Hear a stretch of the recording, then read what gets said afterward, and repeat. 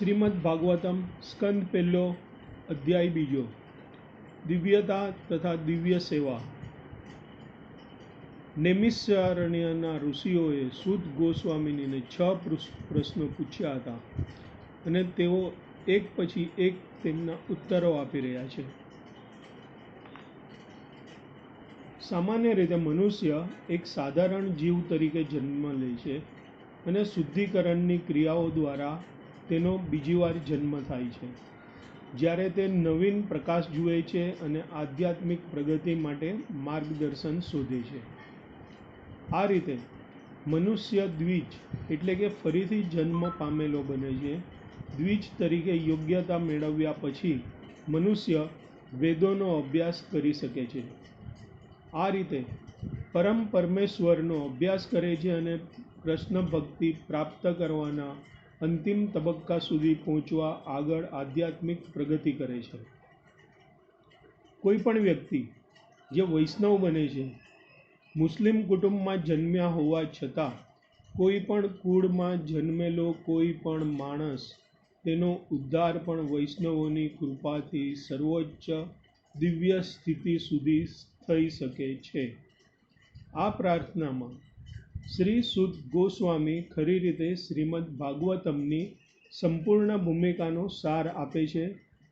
શ્રીમદ ભાગવતમ એ વેદાંત સૂત્રો પરનું પૂરક ભાષ્ય છે.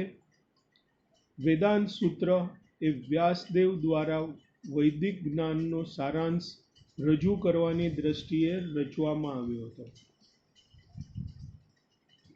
દરેક જણ સુખ મેળવવા માટે કાયમી યોજના ઘડવાનો પ્રયત્ન કરે છે, પરંતુ ભૌતિક પ્રકૃતિના નિયમો દ્વારા નાસીપાસ થાય છે. તેથી ભૌતિક જગત એ ભગવાનની સૃષ્ટિનું સૌથી અંધકારમય ક્ષેત્ર કહેવાય છે. ભૌતિકવાદીઓ તેમાંથી બહાર આવવાની ઈચ્છા કરવા માત્રથી જ બહાર આવી શકે છે. લાખો કર્મીઓમાંથી જૂજ લોકો જ ભૌતિક પ્રવૃત્તિઓથી કંટાળે છે અને તેની ભૂલ ભૂણામણીમાંથી બહાર આવવા ઈચ્છે છે. આવી બુદ્ધિશાળી વ્યક્તિઓ જ્ઞાની કહેવાય છે. વેદાંત સૂત્ર એ આવા જ્ઞાનીઓ માટે શ્રી વેદવ્યાસ પરમેશ્વરના અવતાર હોવાથી વેદાંત સૂત્રોના પુરવણી રૂપ ગ્રંથ તરીકે ભાગવત પુરાણની રચના કરી. શ્રી સુખદેવજીએ વ્યક્તિગત રીતે તેની અનુભૂતિ કરી અને પછી તેનું પારાયણ કર્યું. શ્રી સુખદેવજીની કૃપાથી ભાગવત વેદાંત સૂત્ર હવે ભૌતિક જીવનમાંથી છુટકારો મેળવવા ઈચ્છતા સર્વ સંનિષ્ઠ આત્માઓ માટે ઉપલબ્ધ છે, જેના દ્વારા મનુષ્ય દિવ્ય પરમ સત્યની બ્રહ્મ, પરમાત્મા અને ભગવાન તરીકે યથાર્થ રીતે અનુભૂતિ કરી શકે છે.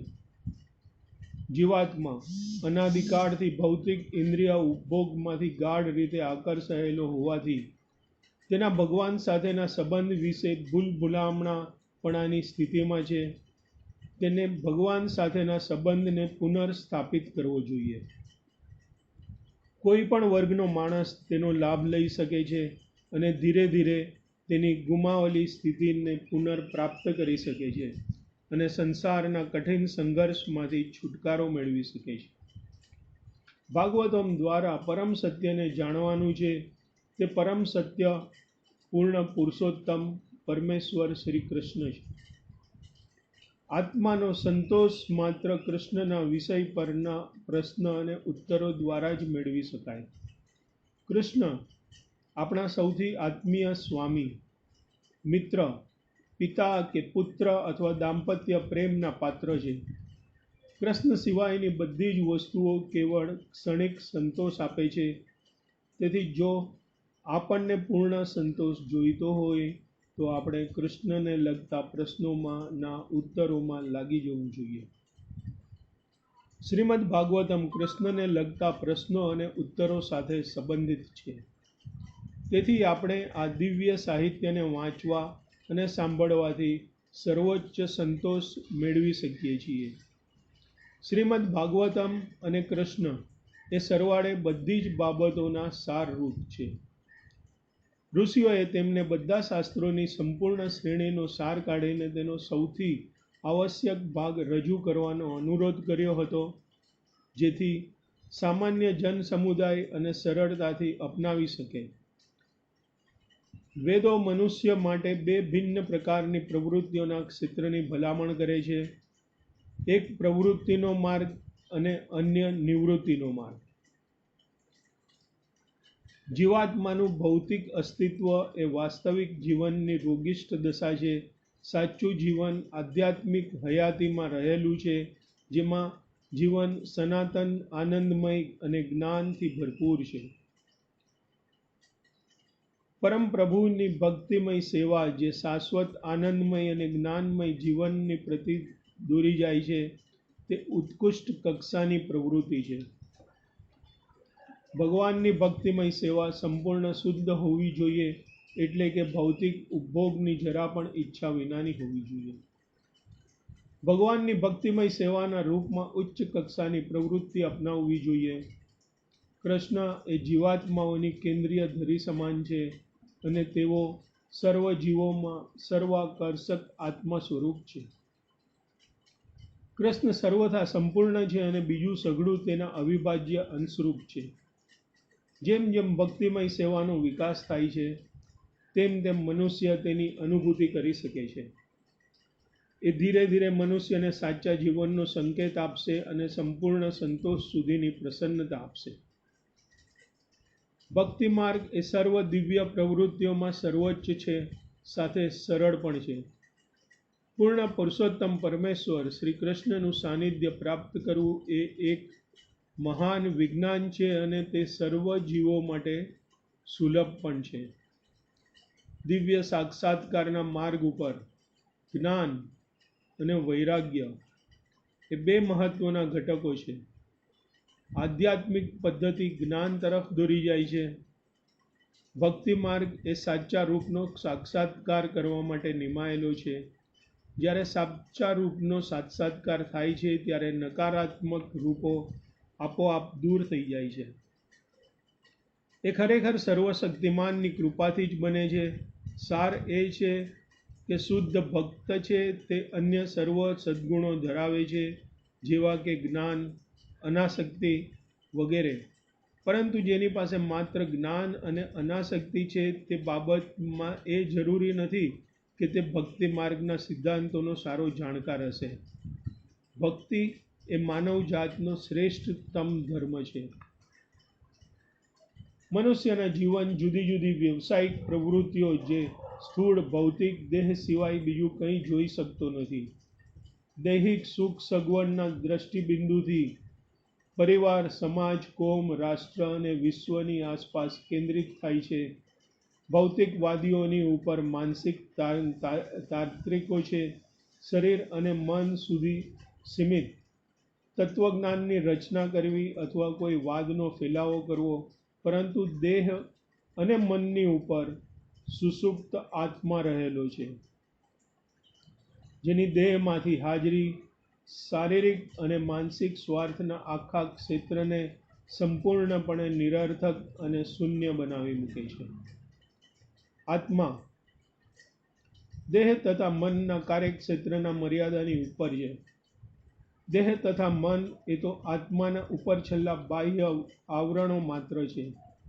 આત્માની જરૂરિયાતો પરિપૂર્ણ થવી જ જોઈએ.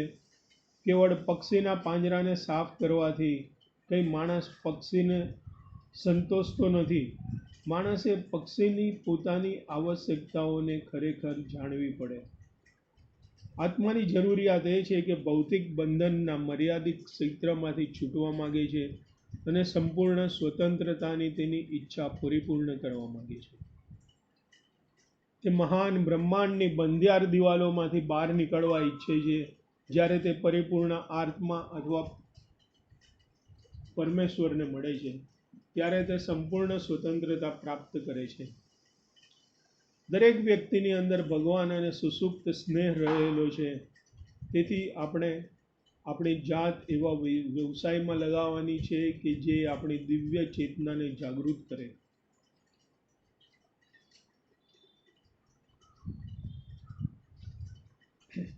શરીર ઇન્દ્રિયોનું બનેલું છે, જે પોતે પણ અમુક પ્રમાણમાં સંતોષ માગે છે, જેથી આવી ઇન્દ્રિયોના સંતોષ માટે નિયામક દિશા સૂચનો આપેલા છે, પરંતુ ઇન્દ્રિયોના અનિયંત્રિત ઉપભોગ માટે નિમાયેલી નથી. જીવનના દરેક ક્ષેત્રમાં અંતિમ ધ્યેય પરમ સત્યની શોધનું જ હોવું જોઈએ, અને એ પ્રકારની પ્રવૃત્તિ મનુષ્યને ખરેખર સુખી બનાવશે. ભગવાન અથવા પરમેશ્વરનું વ્યક્તિત્વ એ પરમ સત્યના સાક્ષાત્કારમાં આખરી પદ છે. જેવી રીતે સૂર્યને પોતાના કિરણો છે, તેવી રીતે બ્રહ્મ એ ભગવાનના વ્યક્તિત્વની જાજલ્યમાન પ્રભા છે. જેવી રીતે ભાગવતમના પ્રથમ અધ્યાયમાં પ્રથમ શ્લોકમાં જણાવવામાં આવ્યું છે, તેમ સર્વોચ્ચ સત્ય સ્વયં સંપૂર્ણ છે. જગતમાં જીવંત આત્મા ઉત્કૃષ્ટ શક્તિ છે, જળ પદાર્થ અથવા ઉતરતી કક્ષાની શક્તિ છે. જીવાત્મા નિષ્કૃષ્ટ શક્તિના સંપર્કમાં હોવાથી મોહગ્રસ્ત હોય છે અને એવું માને છે કે પોતે નિષ્કૃષ્ટ શક્તિ છે. મનુષ્ય જુદા જુદા પ્રકારના 4 પ્રકારો છે: કર્મી, જ્ઞાની, યોગી અને ભક્ત. કર્મીઓ ભૌતિકવાદી હોય છે, જ્યારે અન્ય 3 આધ્યાત્મિકવાદી હોય છે. પરમ પુરુષના પૂર્ણ અંશનો આંશિક સાક્ષાત્કાર કરેલો છે. અસ્તિત્વની ઝાંખી માત્ર માંડ કરી છે.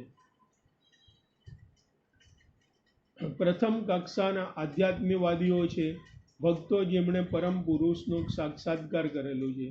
દિવ્ય કક્ષાના આધ્યાત્મિકવાદી એ છે જેમણે પરમ પુરુષનો પૂર્ણ અંશનો આંશિક સાક્ષાત્કાર કરેલો છે. અને તૃતીય કક્ષના આધ્યાત્મવાદી એ છે જેમણે પરમ પુરુષના આધ્યાત્મિક અસ્તિત્વની ઝાંખી માત્ર માંડ કરી છે. ભાગવદ્ ગીતા અને અન્ય વૈદિક સાહિત્યના કહ્યા પ્રમાણે પરમ પુરુષનો સાક્ષાત્કાર ભક્તિમય સેવા દ્વારા થાય છે. જેમ બ્રહ્મ અને પરમાત્માનો સાક્ષાત્કાર એ પરમ સત્યનો અપૂર્ણ સાક્ષાત્કાર છે, તે જ રીતે બ્રહ્મ અને પરમાત્માની અનુભૂતિ કરવાના સાધનો એટલે કે જ્ઞાન માર્ગ અને યોગ માર્ગ એ પણ પરમ સત્યની અનુભૂતિ માટેનો અપૂર્ણ સાધન છે. ભક્તિમય સેવા કે જે પૂર્ણ જ્ઞાનની ભૂમિકા પર આધારિત છે અને જે વેદાંત શ્રુતિના શ્રવણ વડે સ્થિર થયેલી છે, એ એકમાત્ર પદ્ધતિ છે જેના વડે ગંભીરપણે જિજ્ઞાસુ અભ્યાસી પરમ સત્યનો સાક્ષાત્કાર કરી શકે છે. ભક્તોના 3 વર્ગ હોય છે. તૃતીય વર્ગના ભક્ત અથવા શિખાઉ, જેમની પાસે જ્ઞાન નથી અને જેઓ ભૌતિક સંસર્ગમાંથી મુક્ત થયા નથી. તેથી મનુષ્યએ ભૌતિક ભક્તિમય સેવાની સ્થિતિમાંથી દ્વિતીય કક્ષાની ભક્તિ સુધીની નિશ્ચિત વિકાસનો પ્રયાસ સાધવો જોઈએ.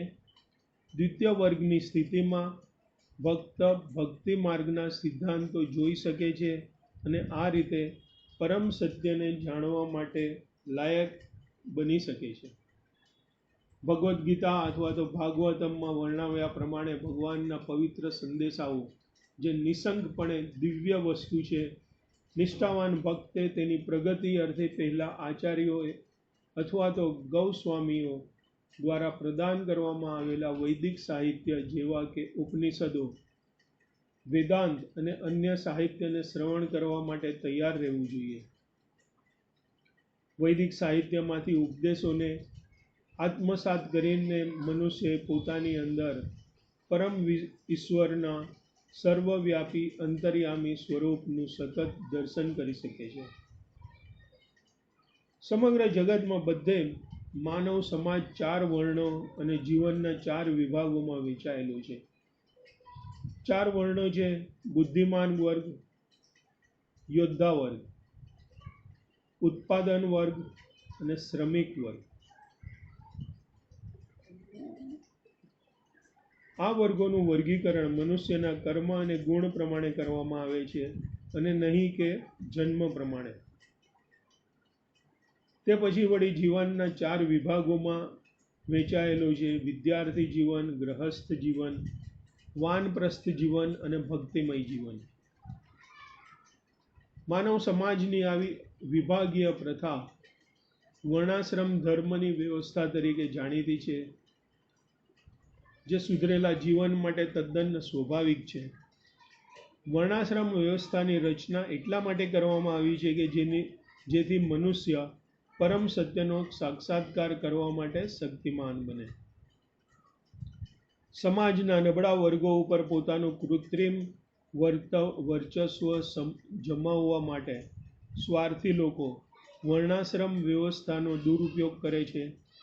કળિયુગમાં કે કહલાના યુગમાં કૃત્રિમ આધિપત્ય ક્યારનું ચાલુ થઈ ગયું છે, પરંતુ લોકોનો સાણો વર્ગ એ બરાબર જાણે છે કે વર્ણ વિભાગો અને જીવનના આશ્રમો એ સરળ સામાજિક વ્યવહાર અને ઉચ્ચ વિચારવાળા આત્મદર્શન માટે છે, બીજા કોઈ હેતુ માટે નહીં.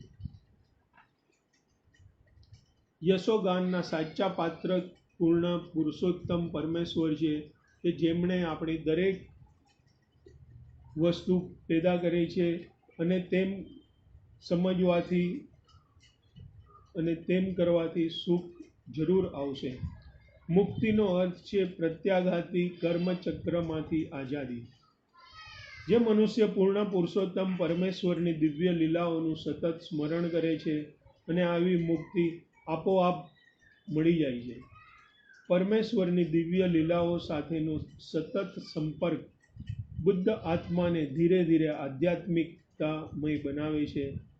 આવા જ્ઞાનને ભક્તિના આવરણરૂપ રક્ષણ હોવું જોઈએ, જેથી અંતે તો માત્ર ભક્તિનો જ પ્રભાવ રહે ને પછી મુક્તિ શક્ય બને. ભક્તિથી ઢંકાયેલા કર્મને કર્મયોગ કહે છે, તેવી જ રીતે ભક્તિથી ઢંકાયેલા જ્ઞાનને જ્ઞાનયોગ કહે છે. એકલો ભક્તિયોગ માણસને માત્ર બદ્ધ જીવનમાંથી મુક્તિ આપી શકે છે એટલું જ નહીં, પરંતુ તેને ભગવાનની પ્રેમમય દિવ્ય સેવા પણ બક્ષે છે. તેથી સામાન્ય અલ્પજ્ઞાની માણસની ચડિયાતા કોઈ પણ સમજુ માણસે પૂર્ણ પુરુષોત્તમ પરમેશ્વરનું સતત શ્રવણ, કીર્તન, સ્મરણ અને પૂજન કરીને તેમને હંમેશા યાદ રાખવા જોઈએ. કેટલાક માણસોને દેવો અથવા પ્રભુ પારાયણ જીવો કહે છે, અને કેટલાક માણસો કે જે સર્વોચ્ચ પરમેશ્વરની સત્તાના વિરોધી છે તેમને અસુરો અને દૈત્યો કહે છે. અસુરો દરેક જન્મે ક્રમશઃ વધારે ને વધારે હલકી આસુરી યોનિઓમાં મૂકવામાં આવે છે. તેથી તેઓ અધમ પશુ યોનિને પામે છે અને પરમ સત્ય ભગવાનના વ્યક્તિત્વ વિશે કાંઈ માહિતી હોતી નથી. સર્વોચ્ચ ઈચ્છા પ્રમાણે ભગવાનના મોક્ષ પામેલા સેવકોની કરુણાથી આ અસુરોને ધીરે ધીરે ઈશ્વરીય ચેતના તરફ વાળવામાં આવે છે. ભગવાનના આવા ભક્તો તેમના ખૂબ જ નિકટના સાથીઓ છે, અને તેઓ જ્યારે માનવ સમાજને ઈશ્વરવિહીન સંસ્કૃતિના જોખમોમાંથી બચાવવા માટે આવે છે, ત્યારે તેઓ ભગવાનના શક્તિશાળી અવતાર, ભગવાનના પુત્રો, ભગવાનના સેવક અથવા તેમના પાસાર્દો તરીકે ઓળખાય છે. પરંતુ તેમનામાંથી કોઈ પોતે તો ભગવાન હોવાનો ખોટો દાવો કરી જ શકતા નથી.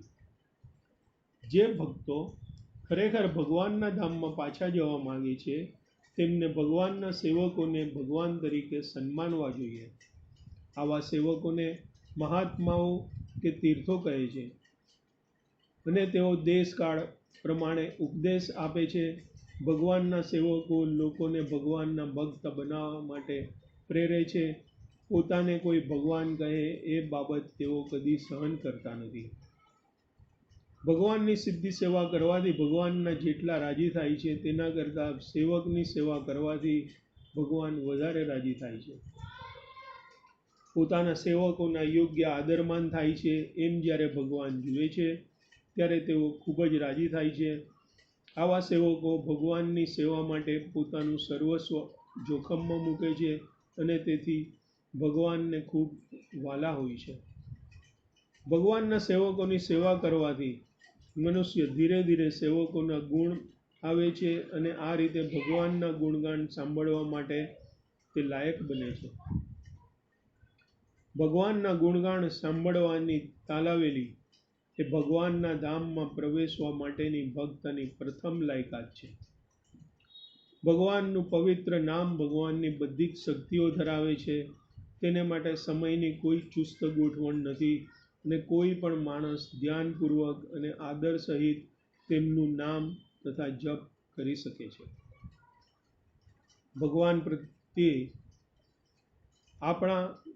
ભગવાન આપણા પ્રત્યે કેટલા કૃપાળુ છે તે દિવ્ય ધ્વનિના રૂપે તેઓ આપણી સમક્ષ સાક્ષાત હાજર થઈ શકે છે. ભગવાન ભક્તની ભાવનાનો યથા યોગ્ય પ્રતિભાવ આપે છે જ્યારે ભગવાન જુએ છે કે પોતાની દિવ્ય સેવામાં પ્રવેશ મેળવવા ભક્ત સંપૂર્ણપણે સનિષ્ઠ છે. આપણામાંથી મોટા ભાગના તો ભગવાનના ધામમાં પાછા જવાનું ઈચ્છતા નથી. ફક્ત બહુ જ થોડા માણસો એવી ઈચ્છા સેવે છે. પણ જે કોઈ ભગવાન પાસે જવાની ઈચ્છા થાય છે તેને ભગવાન શ્રી કૃષ્ણ બધી જ રીતે મદદ કરે છે. જ્યારે કોઈને ભગવાન પોતે જ મદદ કરે છે ત્યારે આ આખી પ્રક્રિયાને તેમની દિવ્ય કૃપા ખૂબ જ સહેલી બની જાય છે. ભગવાનની કૃપાથી ભક્ત અશાંતિની દશામાં પોતાનું રક્ષણ કરવા માટે પૂરતી શક્તિ મેળવે છે અને ધીરે ધીરે તેના મનમાંથી બધા અડચણ કરતા દ્રવ્યો દૂર થઈ જાય છે. ભાગવતો બે પ્રકારના છે. એક છે ગ્રંથ ભાગવત અને બીજો છે ભક્ત ભાગવત. અને તે બેમાંથી કોઈ પણ એક વિઘ્નોને દૂર કરે એટલા સક્ષમ છે. ભાગવતોના આવા સનિષ્ઠ સંગથી માણસને નિશ્ચયપૂર્વક દિવ્ય જ્ઞાન મળી શકે છે અને તેને પરિણામે તે ભગવાનની ભક્તિમાં વધારે દ્રઢ બને છે. ભાગવતોના માર્ગદર્શન નીચે ભક્તિની જેમ જેમ માણસની વધારે ઉન્નતિ થતી જાય છે તેમ તેમ ભગવાનની ભક્તિમાં તે વધારે દ્રઢ બનતો જાય છે અને આ નવા ભક્તને આગળ ને આગળ પ્રગતિ કરવામાં સહાય કરે છે. ભક્તિ એ કોઈ નિષ્ક્રિયતા નથી, પણ તે આત્માની શુદ્ધ પ્રવૃત્તિ છે. ભક્ત સત્વગુણમાં સ્થાપિત છે. ભગવાન પ્રત્યેના પવિત્ર પ્રેમને લીધે તે હંમેશા શ્રી કૃષ્ણના પ્રત્યક્ષ દર્શન કરી શકે છે.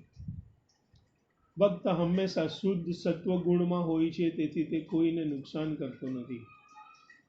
ભક્ત ભગવાનના બધા ગુણોની લાયકાત હંમેશા ધરાવતો હોય છે. માત્રાની દ્રષ્ટિએ આવી લાયકાત ભલે જુદી જુદી હોય, પણ ગુણાત્મક રીતે ભગવાન અને તેનો ભક્ત બંને અભિન્ન છે. સદભાગી માણસ નિર્ધારિત આચારોનું પાલન કરીને જીવનને સંપૂર્ણ બનાવવાનો પ્રયત્ન કરે છે.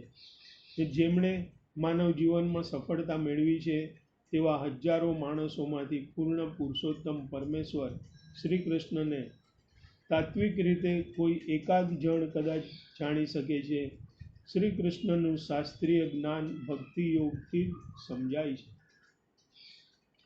માનવ જીવનની પૂર્ણતા ત્યારે જ સિદ્ધ થાય છે કે જ્યારે માણસ પોતે ભૌતિક વસ્તુની પેદાશ નથી પણ ખરેખર ચેતના છે. તે સમજી શકે અને આધ્યાત્મિક જીવ તરીકે પ્રસન્નતા અનુભવી શકે. પૂર્ણ પુરુષોત્તમ પરમેશ્વરનું વિજ્ઞાન આધ્યાત્મિક માર્ગના અનુસ્નાતક સ્તરના વિદ્યાર્થીઓના અભ્યાસની વિષય વસ્તુ છે. તે મુક્તિની પ્રસન્ન અવસ્થામાં પૂર્ણ પુરુષોત્તમ પરમેશ્વર ખરેખર શું છે તે બાબત જાણી શકે છે. પૂર્ણ પુરુષોત્તમ પરમેશ્વરનું વૈજ્ઞાનિક જ્ઞાન પામવું તે જ વખતે પોતાની આત્માનું દર્શન પણ કરવું. જેવો પોતાના હૃદય આકાશમાંથી શ્રી કૃષ્ણ રૂપી સૂર્યનો ઉદય થાય છે કે તરત જ પરમ સત્ય અને જીવાત્માઓ વિશે ભૌતિકતાવાદી અનુમાનનો અંધકાર પામે છે. સૂર્યની હાજરીમાં અંધારું ટકી શકતું નથી અને તમોગુણના ગાઢ અંધકારમાં જે સાપેક્ષ સત્યો છુપાયેલા છે તે દરેકના હૃદયમાં પરમાત્મા તરીકે બિરાજેલા શ્રી કૃષ્ણની દયાથી જ તે સ્પષ્ટપણે દેખાય છે. પોતાના શુદ્ધ ભક્તો ઉપર વિશેષ અનુગ્રહ દર્શાવવા માટે તેના હૃદયના જ્ઞાનનો પ્રકાશ પ્રગટાવીને તેઓ સ્વયં બધી આશંકાઓના ગાઢ અંધકારને વિખેરી નાખે છે. તેથી પૂર્ણ પુરુષોત્તમ પરમેશ્વર પોતે જ પોતાના ભક્તના હૃદયને પ્રકાશિત કરવાની જવાબદારી ધારણ કરતા હોવાથી તેમની પ્રેમભરી દિવ્ય ભક્તિમાં લાગેલો તેમનો ભક્ત ચોક્કસપણે અંધકારમાં રહી શકતો નથી અને પરમ સત્ય અને સાપેક્ષ સત્યની દરેક બાબત જાણવા મળે છે. સેવા અને સમર્પણથી લાયક બનેલા આજ્ઞાંકિત શિષ્યોમાં અધિકારી વિદ્વાનો પાસેથી શ્રવણ દ્વારા જે ઉતરી આવે છે તે પૂર્ણ જ્ઞાનને પરંપરા કહે છે. જ્ઞાન પ્રાપ્તિ વડે ભક્ત જડ અને ચેતન વચ્ચે ભેદ પાડવા માટે શક્તિમાન બને છે.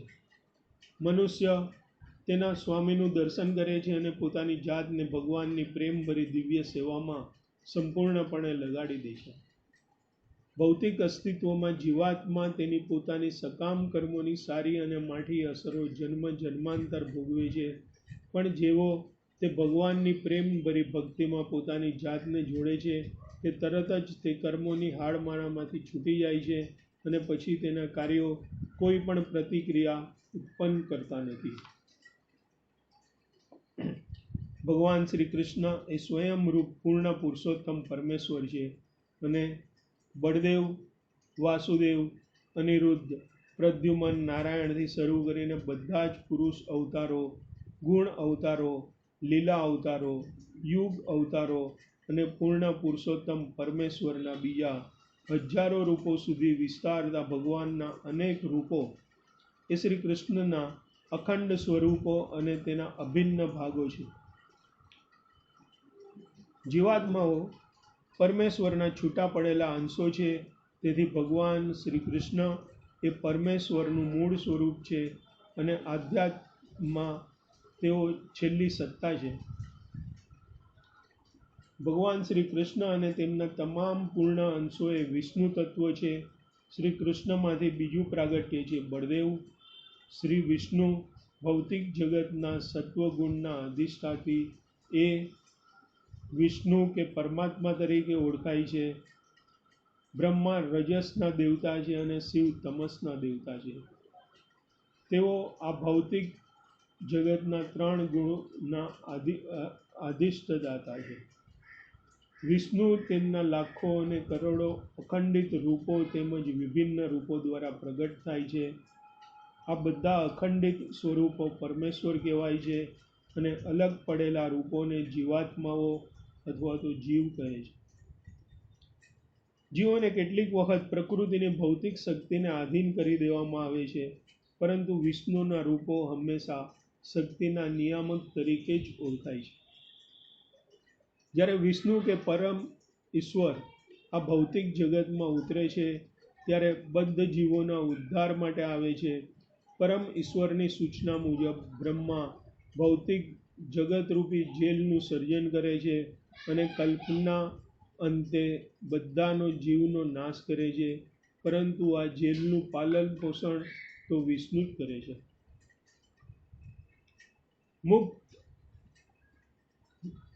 મુક્તિ માટે ભગવાન વિષ્ણુને પ્રસન્ન કરવા પડે છે. ભગવાન વિષ્ણુ માત્ર ભક્તિથી જ પ્રસન્ન થાય છે. મનુષ્યએ સત્વગુણની ભૂમિકા સુધી ઉન્નત રહેવાનું છે, જેથી તે ભગવાનની ભક્તિ કરવા માટે લાયક બની શકે. પણ જો ઉન્નતિમાં માર્ગમાં આવનારા અવરોધો હોય તો તમોગુણની સ્થિતિમાંથી પણ માણસ ગુરુના સંપૂર્ણ માર્ગદર્શન નીચે ધીરે ધીરે સત્વગુણની ભૂમિકા સુધી ઉન્નતિ કરી શકે છે. પશુઓનું જીવન એ તમોગુણોથી નિયંત્રિત છે. માણસનું સુધરેલું જીવન એ રજસનું સ્તર છે. નીતિ અને સદાચારના મૂલ્યવાળું તત્વજ્ઞાન, કળા, સંસ્કૃતિ વગેરે સુંદર ભાવનાઓનું સ્વરૂપે પરમ સત્યનું દર્શન કરવા માટેની અલ્પ ચાવી જીવનની રજસની ભૂમિકા આપે છે. પણ સત્વગુણ કે જે વ્યક્તિત્વને પરમ સત્યનું દર્શન કરવામાં સાચી મદદ કરે છે. ધર્માચરણનો અંતિમ હેતુ માયાના બંધનમાંથી પોતાની મુક્તિ મેળવવાનો અને દિવ્ય લોકમાં મુક્ત જીવનની પુનર્પ્રાપ્તિનો છે, કે જ્યાં પૂર્ણ પુરુષોત્તમ પરમેશ્વર એ સર્વોચ્ચ વ્યક્તિ છે. પૂર્ણ પુરુષોત્તમ પરમેશ્વર શ્રી કૃષ્ણ, કે જેઓ વિષ્ણુના બધા સ્વરૂપોના મૂળ છે, તે બે જુદી જુદી કોટીઓમાં પોતાનો વિસ્તાર કરે છે. છૂટા પડેલા અંશો તે તેમના સેવકો છે, અને પૂર્ણ સ્વરૂપો ભક્તિના ઉપાશ્રય સ્નાનો છે. સર્વોચ્ચ પરમેશ્વરે જેમને શક્તિ આપી છે, તે બધા દેવતાઓ પણ તેમના વિભિન્ન અંશો છે. છૂટા પડેલા અંશો મર્યાદિત પ્રમાણમાં શક્તિશાળી છે. વિષ્ણુ તત્વોની જેમ તેમની શક્તિ અનંત નથી હોતી. તેથી પરમેશ્વર નારાયણના પૂર્વ અવતારી સ્વરૂપો, કે જે વિષ્ણુ તત્વોને તેમનાથી છૂટા પડેલા અંશો સાથે એક જ વર્ગમાં ગણવા જોઈએ નહીં. ભૌતિક શક્તિની કક્ષા પ્રમાણે આ છૂટા પડેલા જીવાત્માઓની જુદી જુદી સ્થિતિ છે. તેમાંથી કેટલાક કાળ ભૈરવ જેવા છે, શનિ, મહાકાળી, ચંડિકા જેવા છે. માટે મોટે ભાગે જે લોકો તમોગુણની અધમ દશામાં જીવતા હોય છે, તેઓ આવા દેવતાઓને પૂજે છે. જે લોકો રજોગુણી છે, ભોગ વિલાસની ઈચ્છાથી પ્રેરાયેલા છે, તેઓ બધા બ્રહ્મ, શિવ, સૂર્ય, ગણેશ વગેરે દેવતાઓને પૂજે છે. ગોવિંદ વગેરે બધા વિવિધ નામ રૂપો આ વિષ્ણુના તત્વગુણોના સ્વરૂપ છે. તે સત્વગુણી લોકો વિષ્ણુ તત્વોને પૂજે છે. નારાયણ, દામોદર, ગોવિંદ વગેરે. કાળ ભૈરવ કે મહાકાળી જેવા અન્ય દેવતાઓ માટે પૂરું માન હોય છે, પછી ભલેને તેમના રૂપ બિહામણા હોય. સર્વોચ્ચ પરમેશ્વરના ભયાનક પાસાઓ એ ભગવાનની જુદી જુદી સ્થિતિમાં રહેલા જુદા જુદા સેવકો છે. બધા દેવતાઓમાં સર્વોચ્ચ એવા બ્રહ્માની કક્ષા સુધીના દેવતાઓ પણ કોઈને મુક્તિ આપી શકતા નથી. માત્ર વિષ્ણુ જ પરમ ઈશ્વર કહેવાય છે. ભૌતિક જગતના અન્ય જીવોની જેમ જ દેવતાઓનું પણ ભૌતિક જગતના નાશ વખતે વિસર્જન થાય છે. તેઓ પોતે પોતાની મુક્તિ મેળવવા માટે શક્તિમાન નથી, તો પછી તેમના ભક્તોને મુક્તિ આપવાની તો વાત જ શી કરવી. ભૌતિક જગતના દુઃખોમાં વધારે ને વધારે સપડાવવું, વધારે ધન, ખોટી અમીરી અને એ વિલાસીની માણસની કેટલીક માગણીઓ હોય છે. વિષ્ણુ પૂજાથી મૃત્યુ પછીના જીવનમાં પણ લાભ મળી શકે છે. આ સિદ્ધાંતોને ભૂલી જઈને માણસો વધારે ધન પાછળ પડ્યા છે. જેઓ જુદા જુદા દેવતાઓને પૂજે છે અને જીવનનું ધ્યેય દુઃખોનો અંત આણવાનું છે, તેમાં વધારો કરવાનું નથી. પોતાની મહેનતના ફળથી સર્વોપરી પરમેશ્વરની પૂજા કરવી જોઈએ. એ જીવનના મુદ્રાલેખ હોવો જોઈએ. માણસે ભગવાનમાં સાચી રીતે શ્રદ્ધા રાખી ને પોતાની પ્રવૃત્તિઓમાં કાળજી રાખવી જોઈએ, અને તે ઉન્નતિના માર્ગે ધીરે ધીરે પ્રગતિ થઈ શકશે. ભગવાન શ્રી કૃષ્ણ પોતે જ્યારે વ્રજભૂમિમાં હતા, ત્યારે ઇન્દ્રદેવની પૂજા બંધ કરાવી.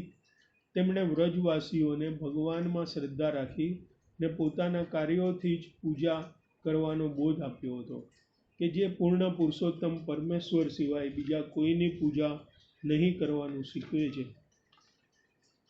પૂર્ણ પુરુષોત્તમ પરમેશ્વર શ્રી કૃષ્ણ પૂજાના એકમાત્ર પાત્ર છે. તેમની સાથેનો સંબંધ સ્થાપવો અને તેમની ભૂલાઈ ગયેલી પ્રેમભરી ભક્તિનું આચરણ પુનઃ શરૂ કરવું. વેદોનો આખરી હેતુ કેવળ તેમને જાણવાનો જ છે. ભૌતિક પ્રકૃતિથી જકડાયેલા આત્માઓને પૂર્ણ પુરુષોત્તમ પરમેશ્વર શ્રી કૃષ્ણની યાદ અપાવવા માટે જ કોઈ પણ દેવતા ભૌતિક બંધનમાંથી મુક્તિ આપી શકતા નથી. બધા જ યજ્ઞો અને બધા જ કર્મો તે યજ્ઞ પુરુષ અર્થાત વિષ્ણુ એટલે કે પરમેશ્વરના વ્યક્તિત્વને પ્રસન્ન કરવા માટેના જ છે. આસન, ધ્યાન, પ્રાણાયામ, ચિંતન આ બધું જ માણસના હૃદયમાં પરમાત્મા રૂપે બેઠેલા પરમેશ્વર પર ધ્યાન કેન્દ્રિત કરવા માટે છે.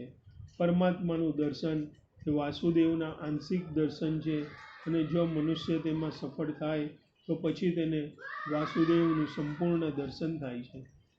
બીજા જન્મમાં સારા વિદ્વાન બ્રાહ્મણો, ધનિક, વેપારીઓ કુટુંબમાં સ્થાન આપીને વાસુદેવનો સાક્ષાત્કાર કરવાના અધૂરા રહેલા કામને પૂરું કરવાની એક વધારે તક પણ આપવામાં આવે છે.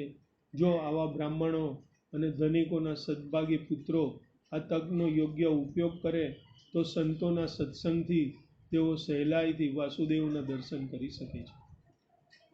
દુર્ભાગ્ય આવા ભગવાનના માનીતા લોકો ફરીથી ધનમાનની માયામાં સપડાઈ જાય છે અને આમ તેઓ જીવનનું ધ્યેય લગભગ ભૂલી જાય છે. જ્ઞાનની આવી કેળવણીથી માણસ ધીરે ધીરે નિરાભિમાની, નમ્ર, અહિંસક, ધીરજવાળો, સરળ, ગુરુમાં નિષ્ઠાવાળો અને આત્મસંયમી બને છે અને મરણ, જન્મ, રોગ, ઘણપણ આવતા દુઃખો તરફ જાગૃત બને છે અને બધા જ્ઞાનની અંતિમ પરિણીતિ પૂર્ણ પુરુષોત્તમ વાસુદેવની ભક્તિમાં જાય છે.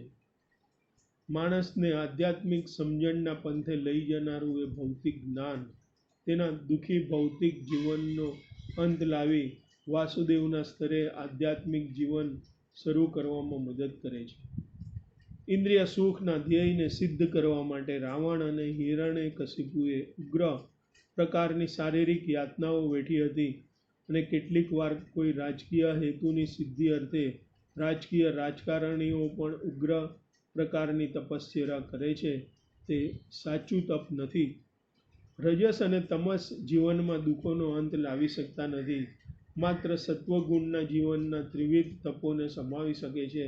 શ્રી કૃષ્ણના કહેવાતા માતા પિતા વાસુદેવ અને દેવકીએ વાસુદેવને પુત્ર તરીકે મેળવવા માટે તપ કર્યા હતા. ભગવાન કૃષ્ણ બધા જ જીવોનો પિતા છે, તેથી તેઓ બધા જ જીવોમાં મૂળભૂત વ્યક્તિત્વ છે.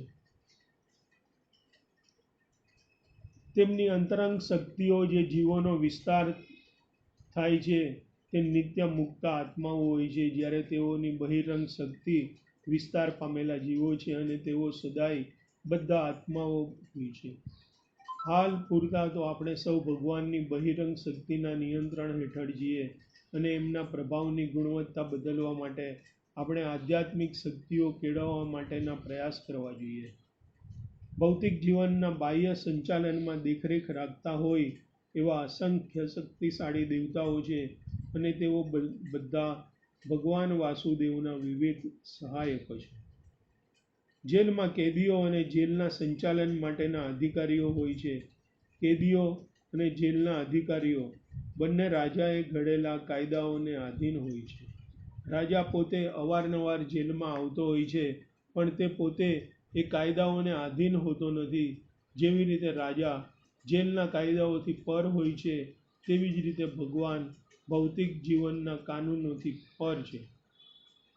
જીવાત્માઓ ભગવાનના વિખૂટા પડેલા અંશો છે.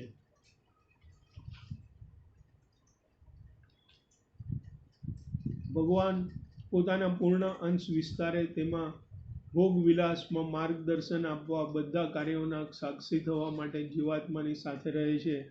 જ્યારે જીવાત્માઓ ભૌતિક ભોગ વિલાસ માણે છે ત્યારે માયાના વાતાવરણથી પ્રભાવિત થયા વિના ભગવાન પોતાની દિવ્ય સ્થિતિને જાળવી રાખે છે. જેમ લાકડામાંથી અગ્નિ પ્રગટાવી શકાય છે, તેમ દૂધમાંથી વલોવીને માખણ કાઢી શકાય છે.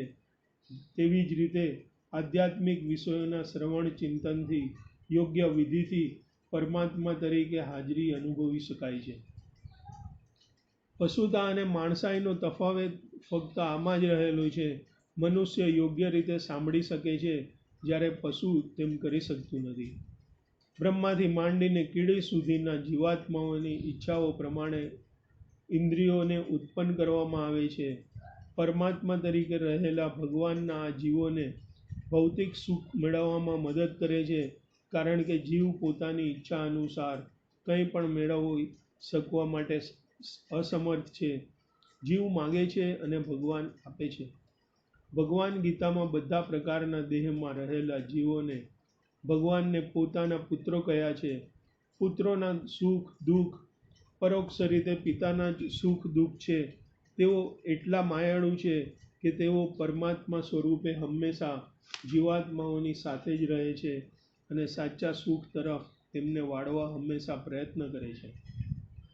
ભૌતિક બ્રહ્માંડો અગણિત છે અને તે દરેક બ્રહ્માંડમાં જુદા જુદા ગુણમાં જીવતા વિવિધ જીવો વસતા હોય એવા અનેક ગ્રહો છે. ભગવાન વિષ્ણુ તે દરેકમાં અને દરેક પ્રકારના સજીવ સમાજમાં અવતાર લે છે. પરમેશ્વર પાછા જીવવાની ઈચ્છા પ્રગટાવવા માટે તેમની વચ્ચે તેમનો પોતાના દિવ્ય લીલાઓ પ્રગટ કરે છે. દેશકાળ અને સંજોગોને અનુલક્ષી ને અનેક રીતે પ્રગટ થતા દેખાય છે. કેટલીક વાર તેઓ પોતે અવારનવાર અવતાર લે છે અથવા તો તેઓ કોઈ લાયક જીવાત્માને પોતાના વતી કામ કરવા માટેની શક્તિ આપે છે. જે સુખની પાછળ જીવાત્માઓ ભટકે છે તે સુખ અસંખ્ય બ્રહ્માંડો અને ભૌતિક ગ્રહોના કોઈ ખૂણે મળી શકે તેમ નથી. જીવ દ્વારા શોધાતું આ સાક્ષાત સુખ માત્ર પરમેશ્વરના ધામમાં જ મળી શકે છે. તેથી ભગવાન પોતે પોતાના ધામના સંદેશાને પ્રસારવા માટે અવતાર લે છે અને પોતે પોતાના સુપુત્ર તરીકે કોઈ સાચા પ્રતિનિધિ દ્વારા આવે છે. આવા અવતારો પરમેશ્વર પાછા જવાનો બોધ માત્ર મનુષ્યના સમાજમાં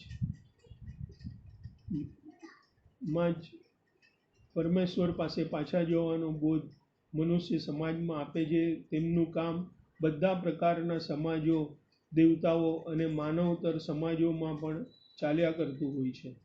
આ રીતે દિવ્યતા તથા દિવ્ય સેવા નામના શ્રીમદ ભાગવતમના પ્રથમ સ્કંદ દ્વિતીય અધ્યાયના ભક્તિ વેદાંતના ભાવાર્થો પૂર્ણ થાય છે. શ્રીમદ ભાગવતમ સ્કંદ 2 અધ્યાય 2 સંપૂર્ણ. શ્રી કૃષ્ણમ શરણમ મમ.